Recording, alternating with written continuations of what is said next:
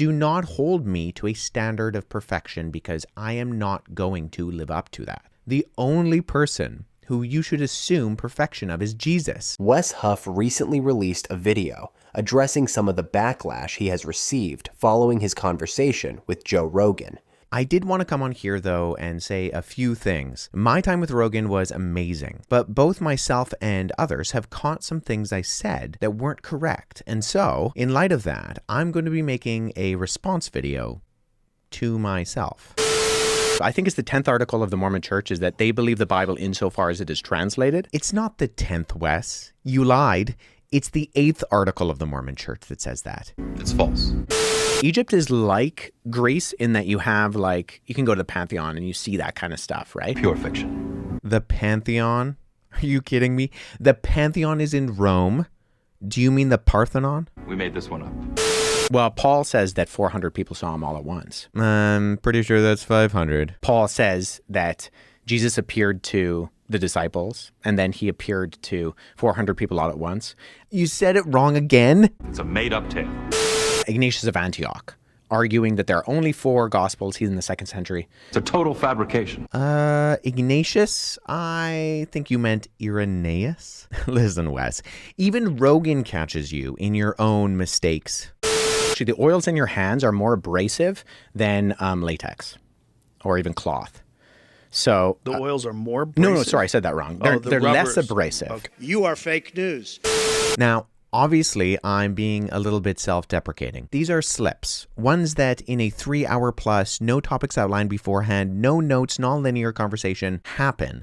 And so I hope that you can give me a break for these obvious and clear missteps. One major criticism raised by many people, including Alex O'Connor, which I covered in this video, centered on Wes's statement to Joe Rogan that the Great Isaiah Scroll was word for word identical to the Masoretic text. So when you say the book of Isaiah is intact, how similar is it to the book of Isaiah that's in the Bible? So that one is fascinating. So this isn't true for all of the Dead Sea Scrolls, but when we discovered the Great Isaiah Scroll, previous to that, the earliest copy of Isaiah that we had was in the Masoretic text, which is in the Middle Ages. Whoa. Yeah, so it was literally 1,000 years. We literally pushed back our understanding of Isaiah 1,000 years.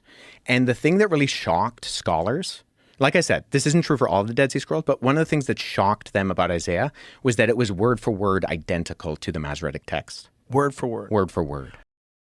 Wes admitted that his word-for-word statement was a hyperbolic expression, and he acknowledged that he should have been more careful in how he articulated his point.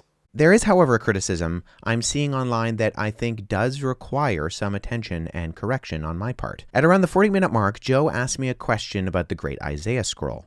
And when he asks me how close it is to the modern Hebrew copies of Isaiah, I say that it is word for word identical to the later Masoretic text. This was admittedly a hyperbolic statement that I should have been much more careful on. My area of expertise when it comes to manuscripts is almost exclusively New Testament, although I do have some work with a handful of 1st century Greek fragments on the Dead Sea Scrolls for comparative work, and I note in my doctoral dissertation instances of parashot, division markers in the Hebrew text of the Dead Sea Scrolls. So, up front, I am not, nor do I claim to be, a Dead Sea Scrolls expert, but let me tell you why I said what I said. What was going on in the back of my mind was a quote that I was recalling from Old Testament scholar Gleason Archer's A Survey of the Old Testament, where he talks about the copies of Isaiah found in Qumran Cave 1 in 1947, that they were 1,000 years earlier than the oldest dated manuscripts previously known, proving to be word for word identical with our standard Hebrew Bible,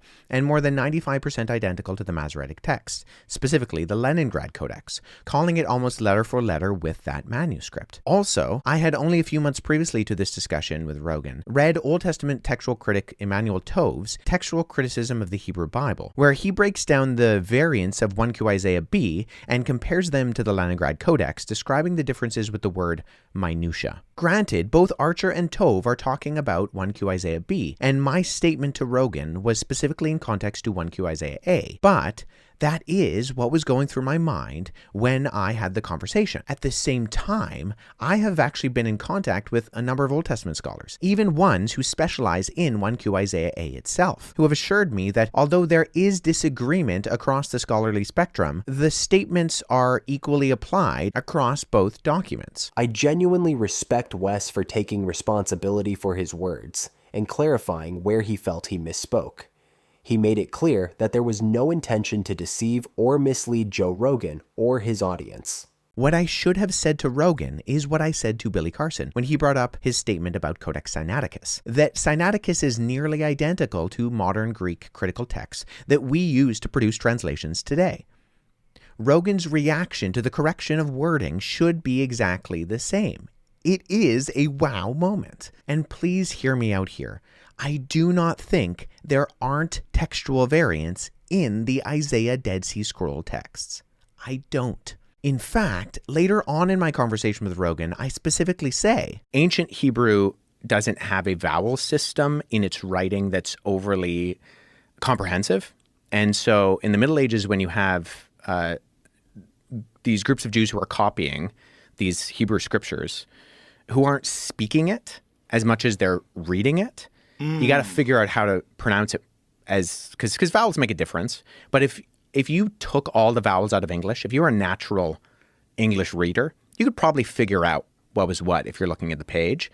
And so in the Middle Ages, the Masoretic scribes come up with these vowel pointing systems. And that's what you see when you look at a Hebrew Bible today, is you see these vowels. What I'm pointing out there is that there is an entire vowel system with the manuscripts of the later medieval text that are completely absent from the ancient Hebrew copies that we have, like that of the Dead Sea Scrolls. That means that there are going to be variants that are counted and included that have to do with vowels absent from ancient manuscripts that are present in medieval ones. I'm not saying that those are all of them or even most of them, but that even that statement to Rogan is a tacit admission that there are, of course, differences. The same thing goes for Codex Sinaiticus. There are multiple textual variants between Sinaiticus and the medieval copies, and then the modern critical text we use to make English translations today. However, the vast majority of these are almost completely inconsequential, have no bearing on when we translate them into English, and don't impact any essential Christian doctrine that could not be derived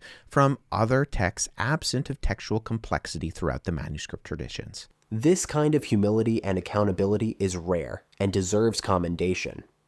Reading through people's comments on his video, it's evident that the vast majority appreciated Wes's integrity and willingness to correct his statement. Here are just a few examples of what people are saying. Atheist here, I respect you making this video so much. It shows maturity that many people, no matter what they believe, simply don't have. The fact that you didn't double down on your mistakes makes you a much more credible person in the eyes of many. I'll be sure to keep an eye out for your content in the future. Another person commented, "This level of accountability is just so beautiful to witness." Someone else wrote, "Wes accepts his mistakes with dignity and humility. That is how one should respond." Well done, sir. Great job, my friend. Correcting oneself is a sign of maturity and humility. Should I have been more careful in my statement on Rogan about the Great Isaiah Scroll and used much more precise language, something to the effect of nearly identical rather than word for word identical, in order to not bring unnecessary and unfortunate scrutiny upon my discussion with him? Yes, but I hope you can see why I said what I said, and forgive me for my lack of precision. Thank you, Wes, for living out your Christian faith so publicly and authentically. This act of humility and accountability is a true mark of a godly and responsible Christian. Your response demonstrates a Christ-like approach to criticism, owning mistakes, learning from them, and striving to represent biblical truth with clarity and honesty. May God continue to use Wes to share the truth of Scripture and help unbelievers come to know Jesus Christ as the way, the truth, and the life. Please like this video, subscribe, and enable the bell icon. Thanks. Please check out other videos on this channel to learn more about evidence for God, the resurrection of Jesus, the historical accuracy of Scripture, science, and faith, and thoughtful answers to objections against Christianity.